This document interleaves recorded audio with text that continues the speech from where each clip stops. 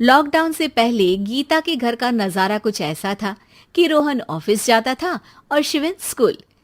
जिनके घर से जाने के बाद गीता काम खत्म करके बाकी समय आराम करती थी। लेकिन लॉकडाउन के बाद ऑफिस और स्कूल घर में ही खुल गए और इससे गीता का हाल वो तो आपको देखने में ही मजा आएगा। शिविन, ओ शिविन, महाराज उठने के लिए क्या 21 तोपों की सलामी लेंगे? अरे बिस्तर से बाहर निकल, ऑनलाइन क्लास स्टार्ट होने वाली है। अरे तुम भी हद करती हो, स्पीकर की तरह चिल्लाने की क्या जरूरत है? दिख नहीं रहा मेरी कॉन्फ्रेंस चल रही है। अब कैमरा और स्पीकर ऑन कर रहा हूं, मुझे कोई शोर नहीं चाहिए। इस पर जैसे ही रोहन लैपटॉप का कैमरा और स्पीकर ऑन करता है तभी कुकर की सीटी बजती है। करा लो अब इसे चुप। लॉकडाउन नहीं हुआ, मेरी मौत का फरमान जारी हो गया। दोनों बाप बेटे ने नाक में दम किया हुआ है। ऐसा बोलकर गीता वहां से शिविन के कमरे में पहुंच जाती है, जहां शिविन अभी भी सो रहा होता है। ओ आलसी, अब अगर 5 मिनट में नहीं उठाना तो आज तेरा गेम और यूट्यूब कैंसिल। माँ की बात सुनकर शिविन बिना 1 मिनट गंवाए उठ खड़ा होता है। उठ गया, अभी नहाकर भी आता हूँ। ये नाटक कहीं और, मुंह पर गीला कपड़ा मार और पढ़ने बैठ।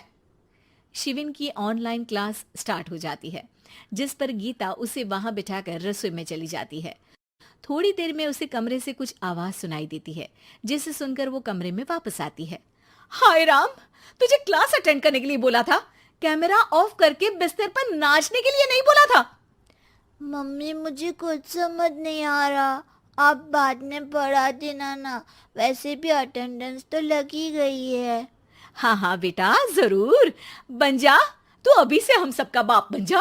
अरे नहीं मतलब कहाँ से लाते हो इतना दिमाग, और पढ़ाई करते हुए ये चला कहाँ जाता है?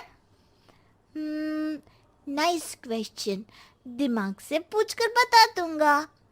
शिविन की बातों से परेशान होकर गीता उसे मारने के लिए जैसे ही आगे बढ़ती है तभी वो कमरे से बाहर भाग जाता है। अब शिविन आगे आगे और गीता हाथ में चप्पल पकड़े उसके पीछे पीछे पूरे घर में दोनों घूम रहे होते हैं।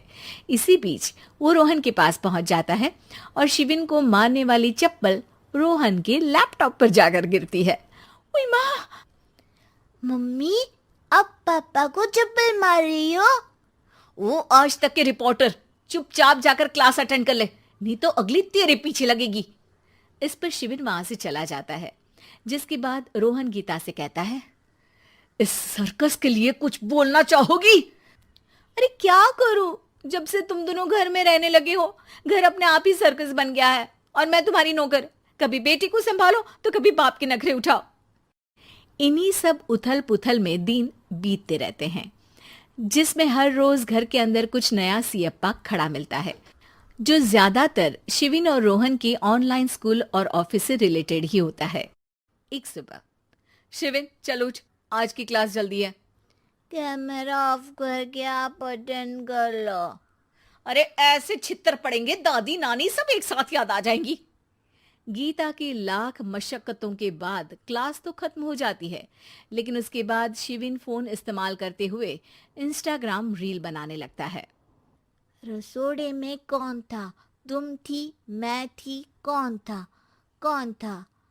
हाँ, मैं गरीब हूँ, मैं गरीब हूँ। अरे ओ गरीब के बेटे, आजा, मैं बनाती हूँ तुझे गरीब। मैं बताती हूँ रसोड़े में कौन था।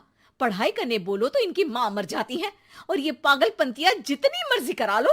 गीता शिविन को डांट रही होती है, तभी रोहन बीच में बोल पड़ता है। अरे बच्चा ही तो है, इतना गुस्सा क्यों कर रही हो? बेटे का साथ देने की इसी एक कोशिश में अब शिविन के साथ साथ रोहन भी गीता के गुस्से की सूली पर चढ़ जाता है। अगर बेटे पर इतना ही प्यार आ रहा है तो इसे क्लास अटेंड क्यों नहीं कराते, इसका होमवर्क क्यों नहीं कराते? उस समय तो बहुत जल्दी मीटिंग आ जाती है, वो काम मैं करूं और यहाँ इस बेफिजुली की चीज में तरफदारी करके बन जाओ महान। हे भगवान, कोई तो इनके ऑफिस और स्कूल खुलवाओ, मैं इन्हें और घर में नहीं सह सकती। अरे कुछ और मांग लेती, क्योंकि तुम्हारी ये विश इस साल तो पूरी होने से रही, कोरोना।